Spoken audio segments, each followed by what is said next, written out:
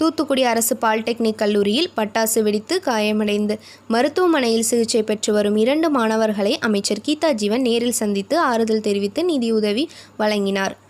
தூத்துக்குடியில் உள்ள அரசு பாலிடெக்னிக் கல்லூரியில் கடந்த 12ஆம் தேதி மாணவர் ஒருவர் கொண்டு வந்த பட்டாசை எடுத்து சக மாணவர்கள் விளையாடியதில் பட்டாசு வெடித்ததில் 16 வயதான 2 மாணவர்கள் படுகாயமடைந்தனர்.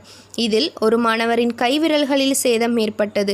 மற்றொரு மாணவனின் கண்ணில் பாதிப்பு ஏற்பட்டது. உடனே 2 மாணவர்களும் தூத்துக்குடி மருத்துவக் கல்லூரி மருத்துவமனையில் சிகிச்சைக்காக சேர்க்கப்பட்டு தீவிர சிகிச்சை அளிக்கப்பட்டு வருகிறது. இந்த நிலையில் தமிழக சமூக நலன் மற்றும் மகளிர் உரிமைத்துறை அமைச்சர் கீதா ஜீவன் பட்டாசு வெடித்து காயம்பட்ட மாணவர்களையும் அவர்களின் குடும்பத்தினரையும் நேரில் சந்தித்து ஆறுதல் கூறினார். சம்பவம் நடைபெற்றது குறித்து கேட்டறிந்தார். தொடர்ந்து அவர்களுக்கு வழங்கப்பட்டு வரும் மருத்துவ சிகிச்சை குறித்து மருத்துவரிடம் கேட்டறிந்தார்.